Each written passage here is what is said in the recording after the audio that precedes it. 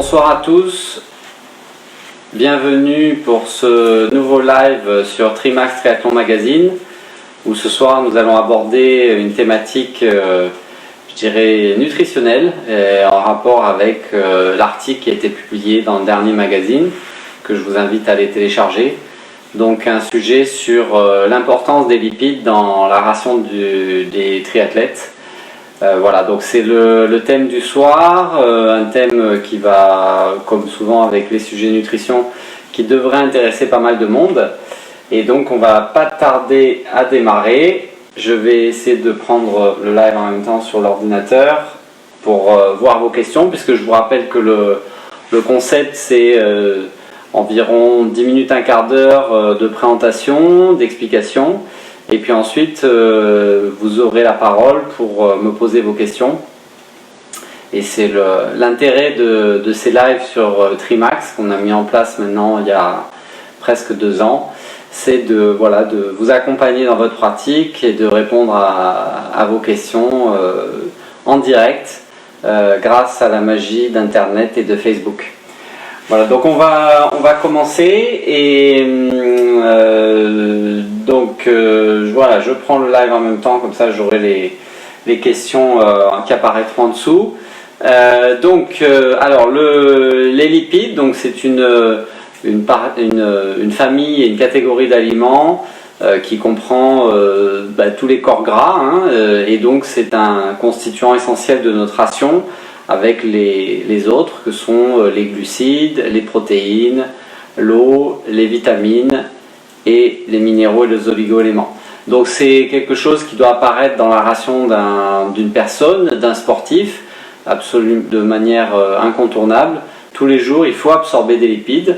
Et c'est vrai que les lipides ont une réputation un petit peu négative chez beaucoup de personnes, et en particulier chez les sportifs, parce que pendant des années, des messages et une aura un petit peu négative a été colportée par des entraîneurs, des médecins du sport, et en particulier le fameux Dr Haas qui avait écrit un livre qui recommandait un livre sur la nutrition et qui recommandait une exclusion presque systématique des lipides.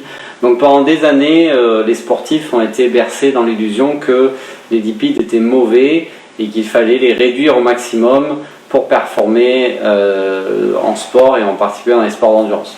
Aujourd'hui, les connaissances ont beaucoup évolué, et l'approche est différente, puisque aujourd'hui on sait que c'est un constituant essentiel qui doit même, qui permet même de résoudre certains problèmes, notamment dans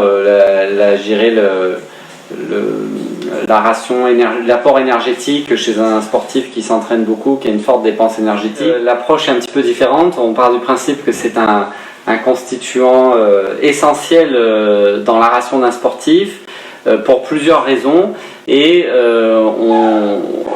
chez des sportifs, y compris qui ont des problèmes de surpoids, qui ont du mal à atteindre leur poids de forme, on sait aujourd'hui que supprimer les lipides est une grave erreur. Alors on va en discuter pourquoi, on va en discuter ce soir, et je vais vous expliquer pourquoi. Alors tout d'abord, premier petit cadrage. Donc il y a 3 familles de lipides qu'on va retrouver dans la ration alimentaire quotidienne. Donc les fameux acides gras saturés, qu'on va retrouver surtout dans les produits animaux, comme le beurre, la viande, la charcuterie.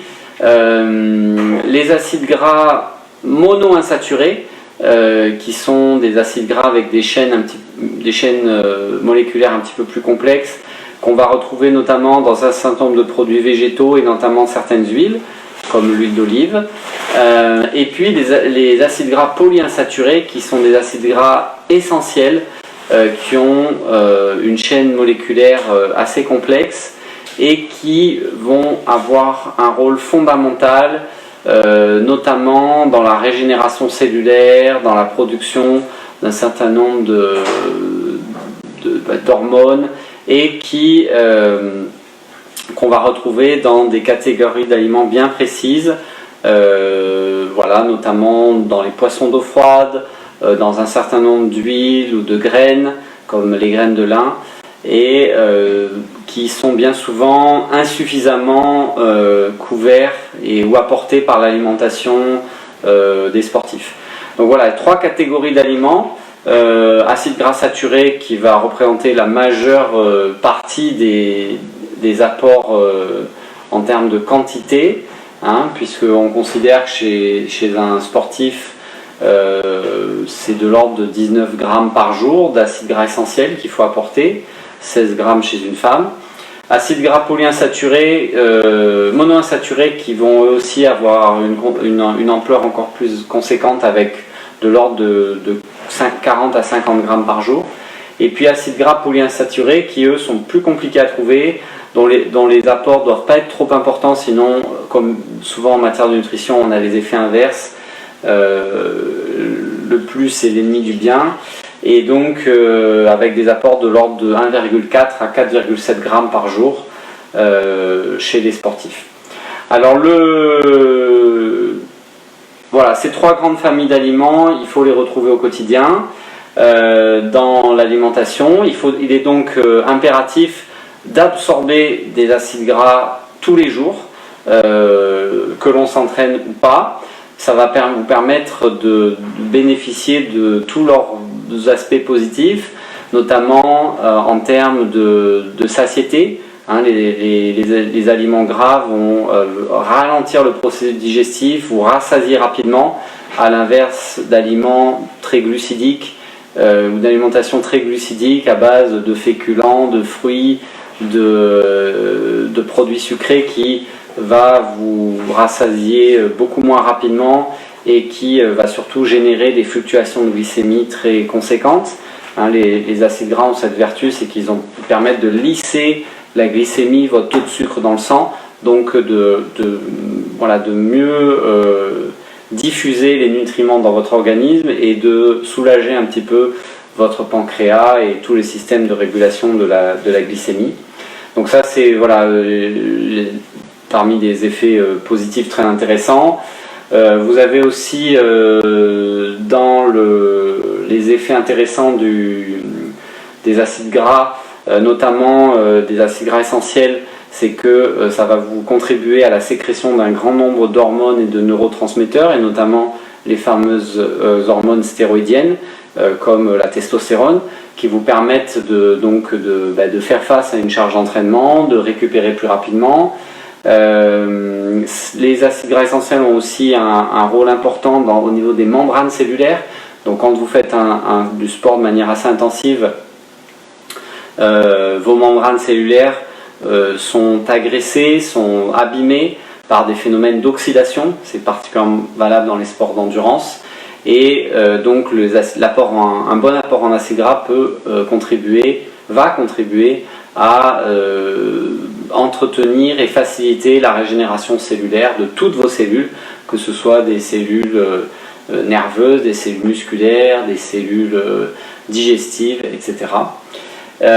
Chez les sportifs, il y a un effet qui est assez intéressant et qui va être potentiellement bénéfique même en termes de performance. C'est que déjà d'une part ça contribue à une meilleure déformabilité des acides gras, notamment les acides gras essentiels polyinsaturés de la lignée oméga 3 vont permettre de contribuer à mieux faciliter la déformabilité des globules rouges. Donc les globules rouges vont pouvoir se mobiliser, se déplacer, diffuser plus rapidement et plus efficacement au fin fond des tissus musculaires par les capillaires sanguins.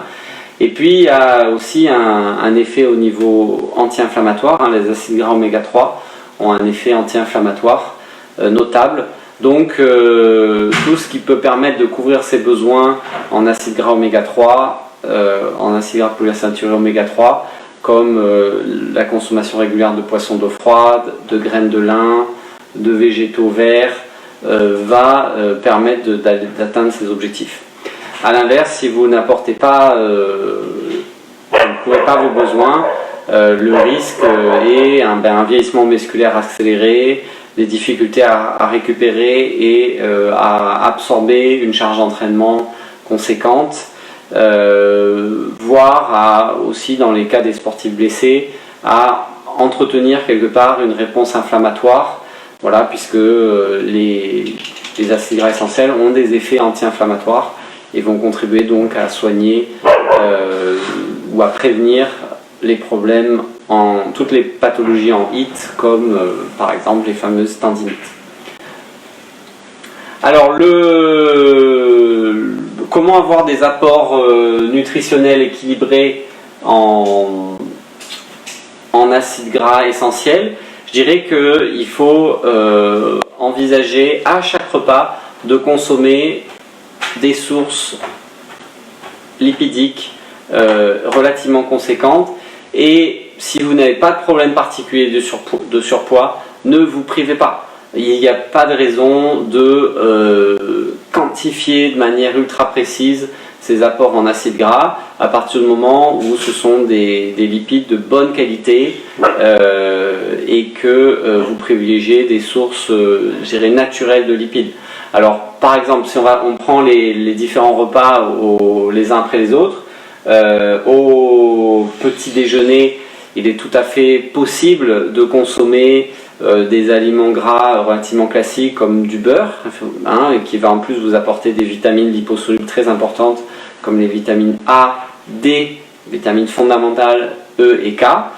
Donc du beurre, vous pouvez aussi compléter ou substituer par des sources de gras naturels, végétaux plutôt, comme le beurre de cacahuète, le beurre d'amande, le beurre de noisette, toutes ces pâtes à tartiner qu'on retrouve régulièrement, qu'on trouve notamment dans les magasins bio ou dans les rayons bio, sont très intéressantes parce qu'elles sont des aliments de très haute densité nutritionnelle qui, au-delà du gras, vont vous apporter des protéines, des minéraux, des oligo-éléments. Alors je parle de pâte à tartiner, on va tout de suite oublier le Nutella, hein, qui est certes très agréable au goût, très addictif, puisque composé grosso modo à 50 pour 50 de moitié-moitié de sucre et de gras, mais voilà, le Nutella n'est pas forcément source de très bons acides gras, puisque c'est essentiellement de l'huile de palme, très riche en acides gras saturés et très pauvre en acides gras monoinsaturés, polyinsaturés, et surtout un apport glucido-lipidique qui est très propice à la mise en réserve de graisse sous-cutanée. Donc si vous êtes vous avez tendance à prendre du poids, essayez d'oublier le Nutella et concentrez-vous plutôt sur du beurre, sur des sources d'acides gras plus naturelles. Il n'est pas interdit le matin au petit déjeuner de manger des œufs. Voilà, source de protéines très intéressante. Dans le jaune d'œuf, vous avez des acides gras essentiels, là aussi très intéressants. Donc manger des œufs 3-4 fois par semaine au petit déjeuner, c'est très intéressant pour couvrir vos besoins et en acides gras et en protéines. Pour ce qui est du repas du midi, là je dirais que voilà, si vous mangez une salade, des féculents, voire même du poisson ou de la viande, n'hésitez pas à accompagner avec des huiles d'olive, huile de colza, particulièrement intéressantes, qui vont vous apporter des sources de lipides qui vont vous aider à récupérer, qui vont vous aider à vous rassasier rapidement et qui vous apporter de l'énergie pour la suite de la journée. Et puis le soir, c'est vrai que c'est peut-être le meilleur moment de la journée au dîner pour consommer notamment du poisson et des sources d'acides gras essentiels riches en oméga 3. Donc n'hésitez pas à manger du poisson le soir avec des légumes, accompagné d'huile d'olive, de jus de citron, c'est délicieux et ça va vous permettre de couvrir vos besoins en acides gras polyinsaturés. Alors je vais faire en dernier rappeler un petit point très important, c'est parce que souvent oublié des sportifs ou mal appréhendé, mais c'est vrai que le délai entre le déjeuner et le dîner peut parfois être assez long, surtout si vous êtes entraîné dans l'après-midi, et à mon sens c'est très intéressant de faire un goûter. une petite collation en milieu, fin d'après-midi, parce que ça va vous permettre d'éviter la fringale du soir et d'apporter à un moment précis de la journée des nutriments dont vous avez besoin. Et c'est peut-être le seul moment de la journée où vous pouvez manger des choses grasses et sucrées. Pourquoi pas à ce moment-là du chocolat, des amandes, des noisettes, un fruit, pour justement vous permettre de tenir et d'apporter des bonnes sources de gras et de sucre pour tenir jusqu'à la fin de la journée et pas crever de faim, si je puis m'exprimer ainsi, au moment du dîner. Voilà donc un petit peu le topo global. Que puis-je dire d'autre sur ces apports en lipides? Globalement aujourd'hui, pour conclure sur le sujet, je vais dire que il ne faut surtout pas supprimer les lipides de son alimentation. Les lipides doivent être présents à chacun des repas. Si vous êtes déjà bien affûté, que vous n'avez pas de problème pour réguler votre poids, n'hésitez pas à en consommer à volonté, hein, pour peu que ce soit des lipides de bonne qualité. Si vous avez des petits soucis de surpoids, des facultés pour prendre du poids rapidement, prendre du gras rapidement, alors il ne faut surtout pas supprimer les lipides, mais il faut essayer de supprimer les aliments gras et glucidiques, gras et sucrés. Parce que si vous voulez, le problème de la prise de poids, bien sûr c'est un problème de calories et d'apport calorique général, mais c'est surtout un problème d'apport glucidique, de sucre à index glycémique élevé à des moments inappropriés de la journée ou de la semaine. Je fais une petite parenthèse extrêmement rapide sur le sujet. Voilà, quand on prend du poids très facilement, qu'on a du mal à perdre du poids, dans la plupart du cas, c'est qu'on consomme à des moments en dehors des situations d'entraînement des aliments qui sont glucidolipidiques, donc très énergétiques, qui vont générer dans votre corps une élévation très rapide de la glycémie.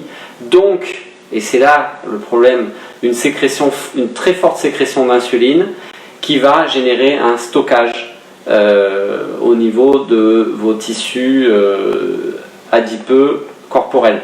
Donc, quand on veut perdre du poids, perdre du gras, il faut s'entraîner sérieusement. Il faut essayer de réduire au strict maximum, enfin au strict minimum, les apports de glucides, et il faut bannir de son alimentation les aliments qui sont à la fois source de glucides et de lipides. Donc toutes les crèmes glacées, les pâtisseries industrielles, le chocolat au lait,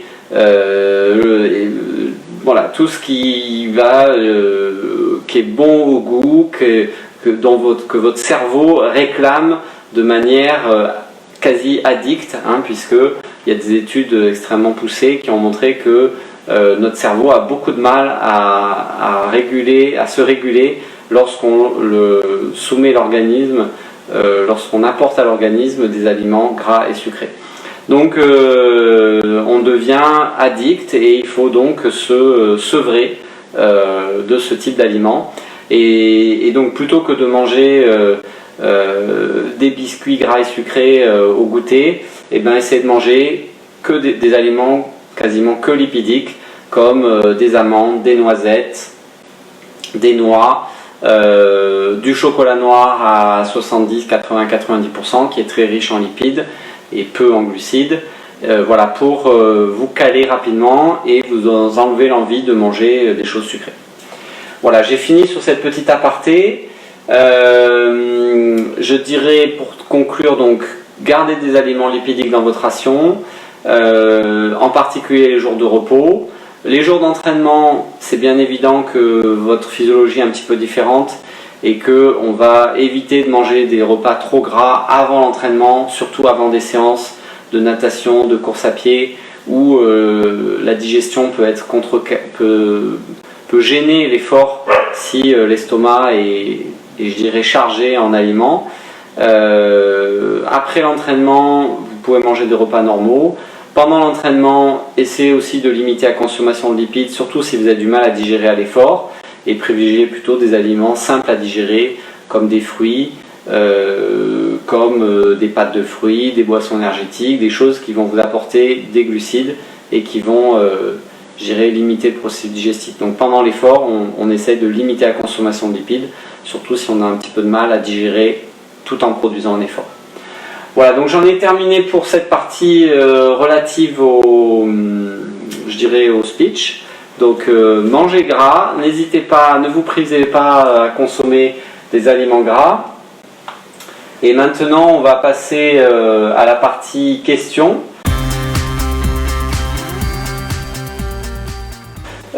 Qui vont toujours être qui vont être particulièrement utiles, surtout si vous avez des problématiques personnelles. Donc je vais y répondre très rapidement. Juste une petite chose avant de répondre aux premières questions. Pour aller plus loin, n'hésitez pas à aller télécharger le dernier Trimax Triathlon Magazine. Voilà, parce que vous y trouverez l'article en détail et ça vous permettra peut-être d'aller plus loin. Une petite remarque, si vous souhaitez aussi compléter vos connaissances en matière de nutrition, je vous invite à lire le guide nutritionnel des sports d'endurance écrit par Denis Richet. C'est un livre très accessible pour tous et qui comporte une mine d'informations pour tout ce qui est relatif à la nutrition dans les sports d'endurance. Voilà, donc très facile à trouver et une vraie référence pour tous les sportifs d'endurance. Alors, je vais répondre aux premières questions. Donc, Alexis nous dit régime cétogène intéressant ou pas pour une personne qui a du mal à utiliser les lipides à l'effort. Alors, le régime cétogène, déjà on va faire un petit rappel sur qu'est-ce que c'est que ce régime, en quoi ça consiste. Donc lorsque vous adoptez une alimentation très riche en lipides et très peu riche en glucides, votre physiologie va aller vers une meilleure utilisation des lipides, à la fois des lipides que vous ingérez et à la fois des lipides de stockage. Donc c'est vrai que ça peut paraître très séduisant sur le papier pour notamment les sportifs d'endurance. Néanmoins, ça nécessite d'adopter une alimentation assez différente de celle de l'alimentation classique qu'on utilise de nos jours, puisque il faut manger quasi exclusivement des aliments gras ou protéinés et donc plus de glucides ou très peu. Les glucides se retrouvant, je vous rappelle, dans les féculents qui sont quand même très présents dans notre alimentation moderne, les fruits et un grand nombre de végétaux qui sont aussi très riches en glucides. Et bien entendu, tous les aliments sucrés, on les oublie. Donc ce régime, effectivement, il va générer une modification physiologique de votre métabolisme qui va vous permettre de mieux utiliser les lipides et les lipides quels qu'ils soient. L'adoption d'un tel régime va générer la production de corps cétogènes qui sont des métabolites issus de l'utilisation, la digestion et l'utilisation des lipides par votre organisme. Ces corps cétogènes, ils ont des propriétés énergétiques très intéressantes et notamment dans les situations d'effort physique. Alors ce régime, effectivement, il peut être utile pour les efforts d'endurance, d'ultra-endurance, mais aujourd'hui on va dire qu'il n'y a pas de consensus très clair sur la performance dans des efforts type triathlon longue distance, Ironman, et il semblerait quand même, en l'état actuel des connaissances, qu'un apport glucidique à l'effort permet quand même d'avoir les meilleurs résultats, parce que à l'effort physique intense, vos muscles ont un besoin très important d'énergie rapidement disponible pour produire de la puissance, et cette énergie, c'est les glucides essentiellement qui vont l'apporter, notamment pour tous les efforts au seuil et au-delà. Pour tous les efforts d'endurance de base, c'est bien évident que les lipides peuvent suffire.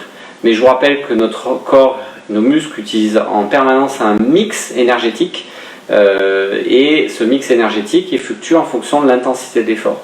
Dès que l'effort devient un peu soutenu, on est sur un mix énergétique qui est de l'ordre de 50% lipides, 50% glucides.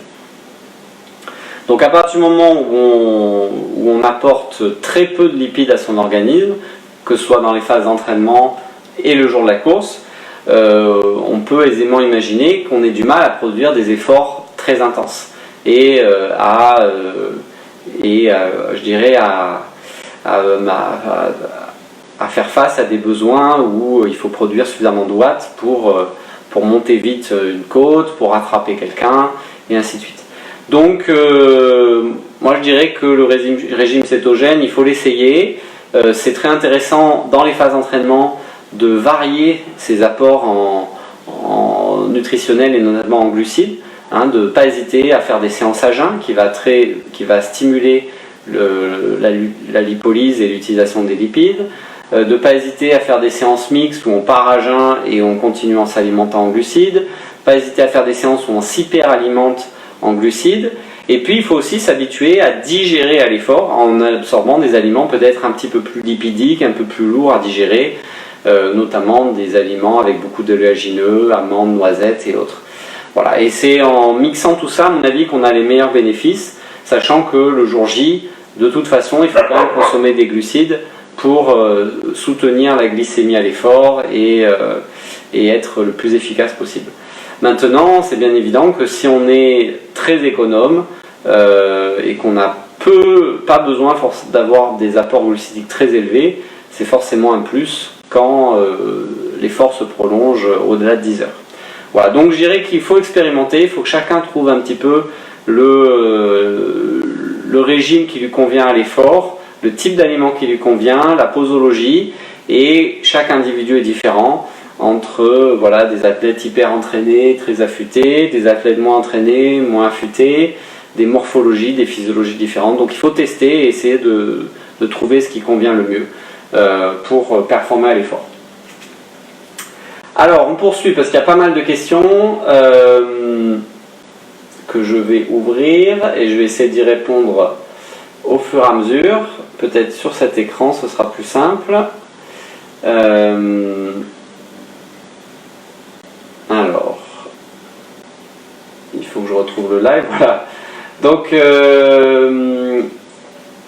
Alexis nous dit merci, donc je poursuis. Dans ce cas, est-ce qu'il peut être intéressant de consommer des glucides uniquement autour des entraînements intensifs afin de mobiliser les lipides sur les séances faciles et de s'affûter? Oui, c'est tout à fait ça.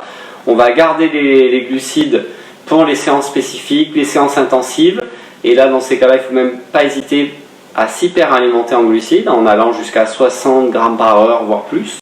Et à l'inverse, avoir des apports en glucides extrêmement réduits pour toutes les séances de récup active, d'endurance de base, pour peu qu'elles ne soient pas trop longues. Voilà, ça me semble être un bon mix pour varier les contraintes et donc stimuler les adaptations. Alors, on va mettre j'aime. Amy nous dit bonsoir Jean-Baptiste, je suis vegan depuis un bon moment maintenant et je ne supplémente pas en oméga 3. Est-ce que tu penses que je devrais en consommer? Je mange beaucoup d'oléagineux en général et je n'ai aucun problème de santé. Alors, la problématique liée autour des apports en acides gras essentiels, notamment oméga 3, qui sont les plus importants, l'autre famille étant les oméga 6, qu'on retrouve plus facilement dans les aliments, c'est que c'est très compliqué d'évaluer et de quantifier des bons apports. Voilà, quelle quantité, quelle posologie, est-ce que j'en manque, est-ce que mes besoins sont couverts? Voilà, c'est très difficile. Une prise de sang ne suffit pas. Un bilan nutritionnel, par contre, peut aider à mieux évaluer si les apports sont dans les normes ou pas. Quoi qu'il en soit, c'est vrai que quand on est vegan, on se prive des apports liés aux poissons d'eau froide, sardines, maquereaux, saumon sauvage et ainsi de suite. Alors c'est probablement bon pour la planète, mais peut-être un petit peu plus compliqué pour couvrir tous ces besoins. Quoi qu'il en soit, les apports en acides gras polyinsaturés, effectivement, ils vont passer par les oléagineux, les noix, toutes aux origines, que ce soit les noix de Grenoble, les noix de macadamia, noisettes, amandes et autres, mais aussi les graines de lin et aussi les végétaux, notamment les végétaux comme les végétaux verts, comme la mâche, comme les diverses salades. Donc je pense que quand on est vegan, il faut d'autant plus varier ces apports, en tout cas les sources d'oméga 3 végétales. Voilà. Est-ce qu'une supplémentation est utile ou indispensable? Pas forcément. Néanmoins, dans les phases d'entraînement intenses, en préparation des objectifs de la saison, par exemple dans les stages en altitude où les besoins sont encore accrus, ça peut être quand même utile de prendre des gélules d'huile de foie de morue, par exemple, l'huile de foie de morue de nos grands-mères, voilà, le soir pendant toutes les phases d'entraînement intensif pour être sûr de bien couvrir ses besoins. Attention, ça ne sert à rien d'hyper supplémenter, d'en prendre plus que les doses recommandées, parce que dans ce cas-là, vous allez déséquilibrer votre balance oméga 3, oméga 6 et vous allez avoir des effets inverses. Donc toujours respecter des doses physiologiques et pas chercher à couvrir en excédent, de manière excédentaire, vos besoins en nutriments. Ok, Johan nous demande: les bananes séchées vendues en vrac peuvent-elles être consommées en coupe-fin au goûter? Oui, tout à fait. Par contre, c'est vrai qu'à l'inverse d'une banane normale, une banane séchée va être un peu plus riche en glucides à index glycémique élevé, parce qu'elle est séchée, qu'il y a moins d'eau. D'ailleurs, au goût, elles sont beaucoup plus sucrées. Donc, mais ça peut tout à fait servir, notamment les jours d'entraînement, après l'entraînement ou juste avant, voilà, pour stabiliser sa glycémie, avoir un petit apport glucidique avant des séances d'entraînement un peu intenses. Donc tout à fait. Juste pour être clair, la banane n'est pas forcément une source de lipides très importante. C'est d'ailleurs pour ça qu'elle est très utilisée à l'effort, y compris pendant les compétitions, parce qu'il y a très peu de lipides dans une banane, et essentiellement des glucides, de l'eau et des fibres et des vitamines. Jean-François nous dit: bonsoir, j'ai voulu m'affûter depuis quelques années en supprimant les corps gras. On en parlait au début, comme l'huile d'olive ou le beurre. Pour autant, j'ai quand même de la graisse adipeuse. Je reprends depuis quelques semaines régulièrement du beurre et du fromage, et j'ai déjà l'impression de fondre de nouveau. Réalité ou juste une impression? Alors, c'est difficile de dire si c'est une réalité ou une impression, mais en attendant, lorsqu'on veut perdre la masse grasse, plus que la balance, ce qui va être intéressant, c'est de voir comment on rentre dans ses habits, puisque le gras est très volumineux, le gras corporel. Donc, dès qu'on perd du gras, on perd des tailles de pantalon, par exemple. Donc, si vous avez le sentiment de fondre, voilà, que ça se traduit notamment comme ça, c'est probablement une réalité. Et effectivement, comme j'ai dit au tout début, le fait d'avoir supprimé les corps gras de votre alimentation, forcément il a fallu compenser cette diminution d'apport énergétique par d'autres aliments, et notamment des aliments glucidiques qu'on retrouve à profusion aujourd'hui partout, dans les boulangeries, dans les supermarchés, dans tous les commerces. Et votre corps, et notamment votre cerveau, que ce soit le premier ou le second cerveau, le tube digestif, réclame du sucre. Le glucose est une substance très addictive.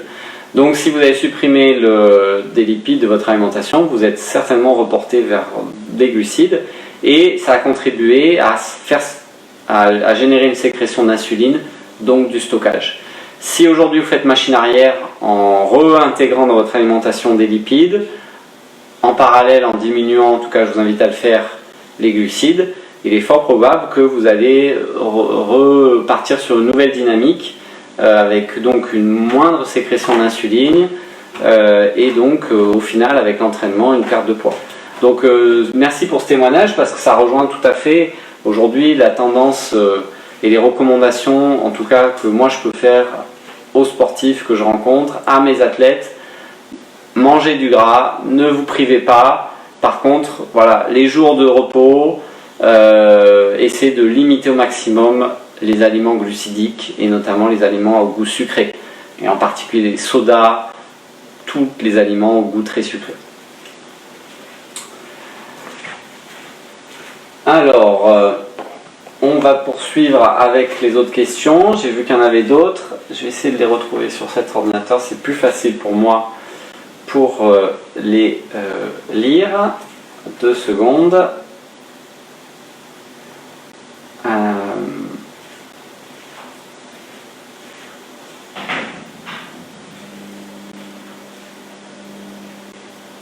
Alors, il y a beaucoup de publications sur la page Trimax Facebook.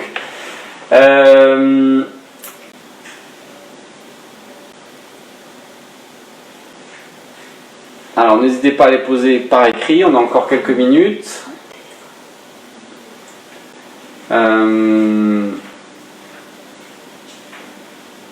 J'essaie de récupérer toutes les questions.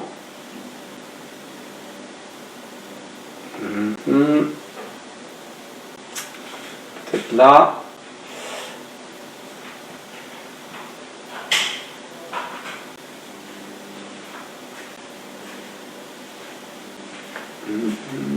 Pourquoi j'arrive pas à avoir les questions? Bon, bref. Donc écoutez, bon, il semblerait que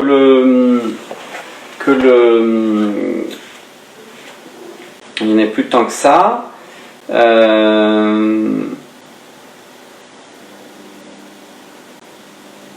Voilà, c'est celle-là auquel je n'avais pas répondu. Arnaud qui demande: merci pour ce live. Concernant le beurre d'amande ou de cacahuètes, il faut choisir sans sucre ajouté, si j'ai bien compris. Oui, effectivement,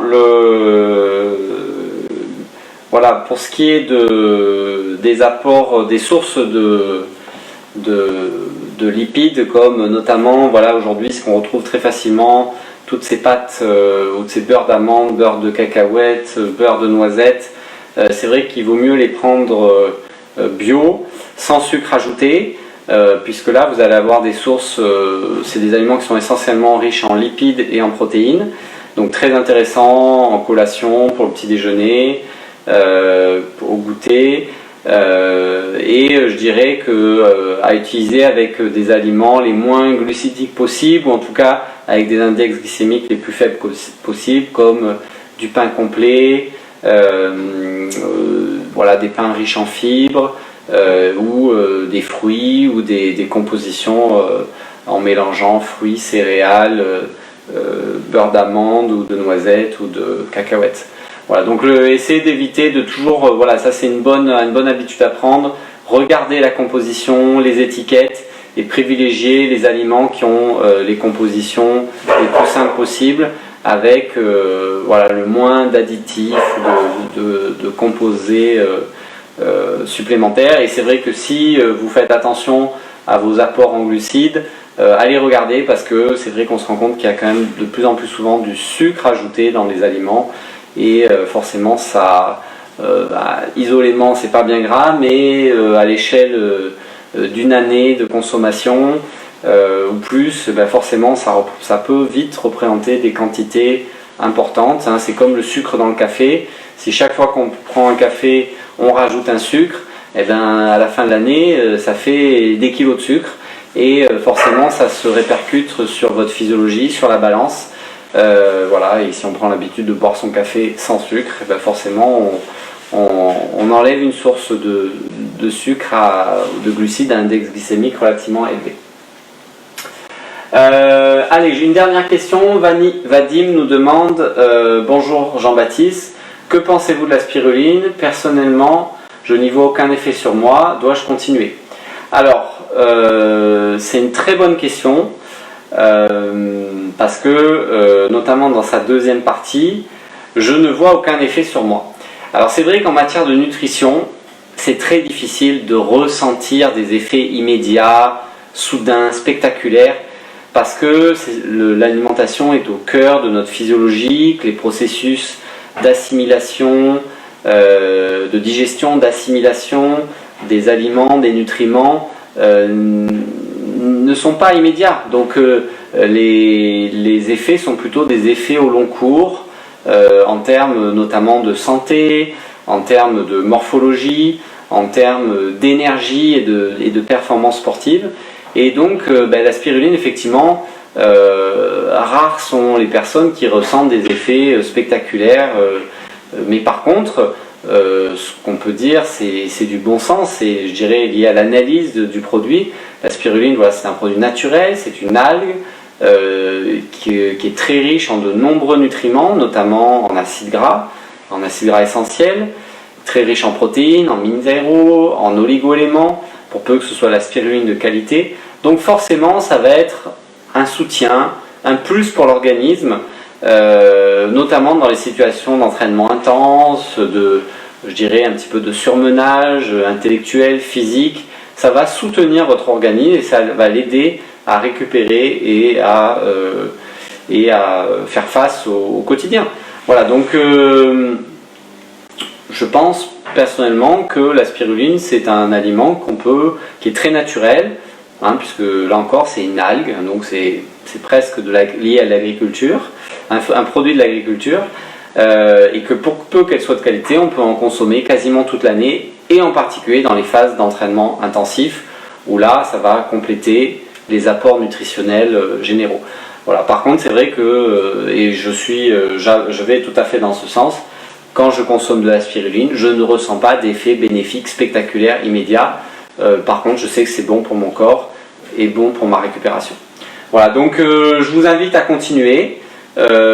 Privilégier la spiruline de production locale, française, de qualité.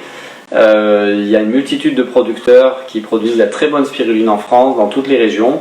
Donc voilà, n'hésitez pas à payer un tout petit peu plus cher pour acheter une spiruline locale de qualité, plutôt qu'une spiruline lointaine aux origines douteuses qu'on pourrait par exemple trouver sur internet, à des prix très attractifs.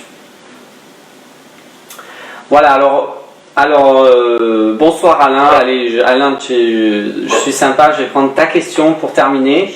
Et voilà, ça va faire bientôt 45 minutes. Donc Alain, tu nous demandes, conseilles-tu une pomme de terre ou une patate douce au milieu d'une course longue distance et en montagne? Alors, c'est là encore une question très précise, très technique.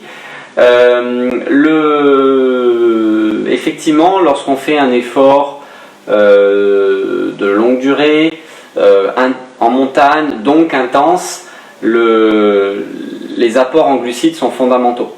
Il y a quand même un certain nombre d'études ou de retours de terrain qui montrent que si on arrive à apporter des quantités assez conséquentes de glucides à l'effort, tout simplement pour essayer de couvrir les besoins énergétiques, quand on fait un triathlon en montagne ou une cyclosportive en montagne, comme l'Ambraman, la Marmotte, l'étape du Tour, quand bien même on s'hyper-alimenterait à l'effort, on ne couvrirait pas les besoins énergétiques liés à l'effort, et en fin de journée, on est de toute manière déficitaire.